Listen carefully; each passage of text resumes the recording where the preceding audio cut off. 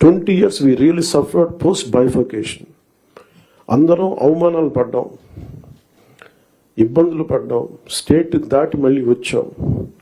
వచ్చిన తర్వాత కింద మీద పడి గవర్నెన్స్ ఏర్పడితే మళ్ళీ కాదు ఇంకో గవర్నమెంట్ వచ్చి రోడ్లు బోర్డర్లోకి రావాలంటే కూడా మమ్మల్ని అలౌ చేయని పరిస్థితులు, ఇవన్నీ తట్టుకొని దాటుకొని నిలబడి వచ్చాం.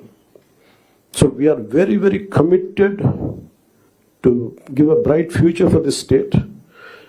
All of us, ప్రతి political leader they think of demographic dividend. So యువతలో మనకు శక్తి ఉంది అనుకున్నా కానీ యువతని ఎంత బలంగా దిశానిర్దేశం చేయాలనేది ఆనరబుల్ సీఎం గారు మేము మాట్లాడుకున్నప్పుడు ఈ స్కిల్ సెన్సెస్ ఒకటి చాలా ఎసెన్షియల్ అని. So we want you to be a part of it. ఆ స్కిల్ సెన్సెస్ సంబంధించి మీ సలహాలు సూచనలు చాలా చాలా అవసరం.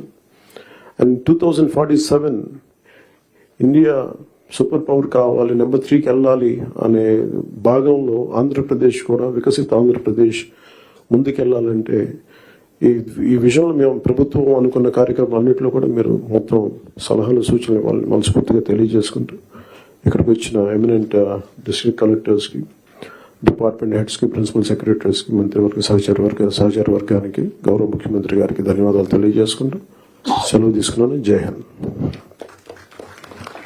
Thank you, sir, for those words of instilling the trust and duty on the officers through the words of Dr. B. Ambedkar. Thank you, sir. Now I call upon the Honorable Chief Minister of Andhra Pradesh, Shri Nara Chandrababu Naidu Garu, to deliver the keynote address, please.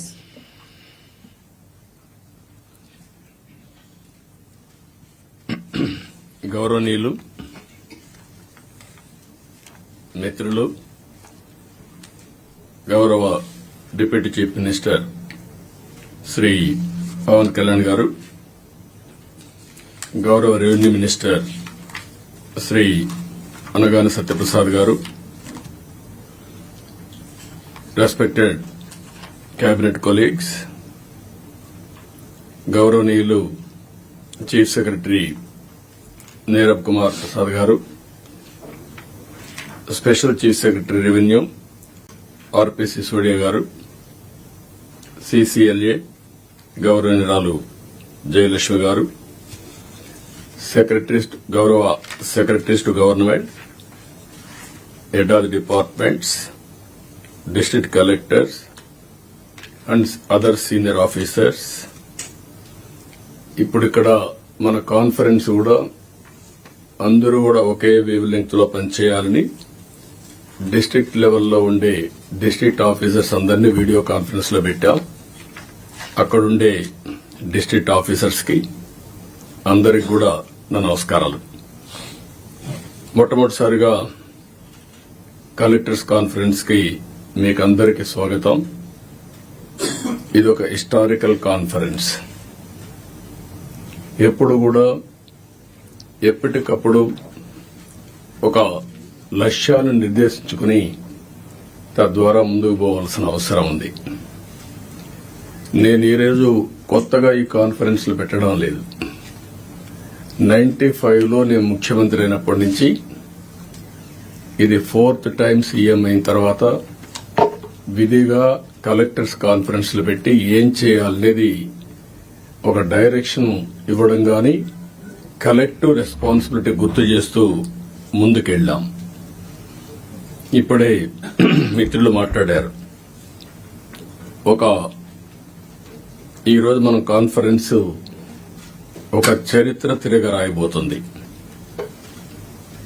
అదే సమయంలో మనందరం ఒకటి గుర్తుపెట్టుకోవాల్సిన అవసరం ఉంది. 5 ఏళ్లకు మునుపు ఒక కాన్ఫరెన్స్ పెట్టారు. కొంతమందికి ఉండే ఆఫీసర్లకి, సీనియర్ ఆఫీసర్లకి అందరికీ జ్ఞాపకం ఉంటుంది. అదే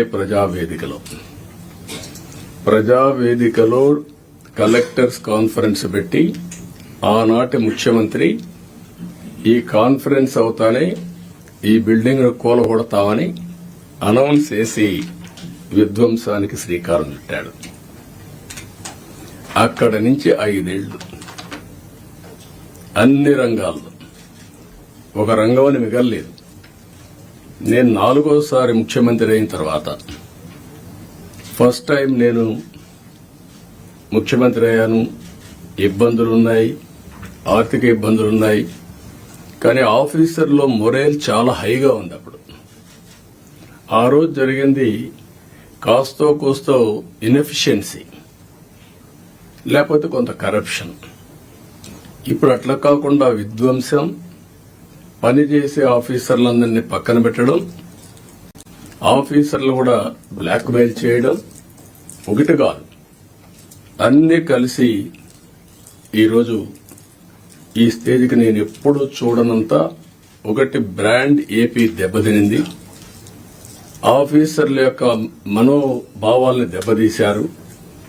ఢిల్లీకి పోతే ఒకప్పుడు Andhra bureaucracy one of the best bureaucracy, మీరు గుర్తుపెట్టుకోవాలి. ఇక్కడి నుంచి పోయిన ఐఏఎస్ ఆఫీసర్స్ సక్సెసివ్ 3-4 ఐటీ సెక్రటరీలు అయ్యారు కంటిన్యూగా. ఇక్కడ నుంచి పోయినటువంటి ఫైనాన్స్ సెక్రటరీస్ ఆర్బీఐ గవర్నర్లు అయ్యారు. ఇక్కడి నుంచి పోయిన వాళ్ళు కేంద్రంలో కీలక బాధ్యతలు వహించారు. వరల్డ్ బ్యాంక్ వెళ్లారు. ఈరోజు మనం చూస్తా ఉంటే ఆంధ్ర ఆఫీసర్స్ అంటే ఢిల్లీలో కూడా అన్టచబుల్స్ కింద వీళ్ళేమి చేయలేరు అనే పరిస్థితికి వచ్చారు. ఎప్పుడు కూడా మనం గుర్తుపెట్టుకోవాల్సింది, నేను ఇంత మునిపే మీతో చెప్పాను, ఒక చిన్న తప్పు జరిగితే కరెక్ట్ చేయొచ్చు, కానీ టోటల్ గా విధ్వంసానికి గురైనటువంటి రాష్ట్రాన్ని మళ్లీ పునర్నిర్మాణం చేయాలంటే ఎక్స్ట్రా ఎఫర్ట్స్ కూడా మనం అందరం పెట్టాల్సిన అవసరం ఉంది. నేను రాజకీయాల్లో 45 years ఉన్నాను, 4.5 decades ఉన్నాను. గ్రామాల్లో కరెంట్ లేని రోజులు, రోడ్లు లేని రోజులు, అక్కడి నుంచి ఈరోజు చూస్తే కరెంటు ఊర్లోనే ఉత్పత్తి చేసుకునే రోజులు, కార్లు ఆటోమేటిక్ కార్లు వచ్చేసి డ్రైవర్లెస్ కార్లు వచ్చే పరిస్థితికి వచ్చింది. అంటే మన కళ్ల ముందరనే ఇప్పుడు మన వాళ్ళు మనం చేసిన ఇక్కడ ఇంకొక విషయం కూడా మీరు గుర్తుపెట్టుకోవాల్సిన అవసరం ఉంది. అన్నింటికంటే పబ్లిక్ పాలసీస్ అంటే చాలా పవర్ఫుల్. మనం తీసుకునే నిర్ణయాల ద్వారా రాష్ట్ర భవిష్యత్తుని, భావితరాల భవిష్యత్తుని మార్చే శక్తి పబ్లిక్ పాలసీస్ ఉంటుంది.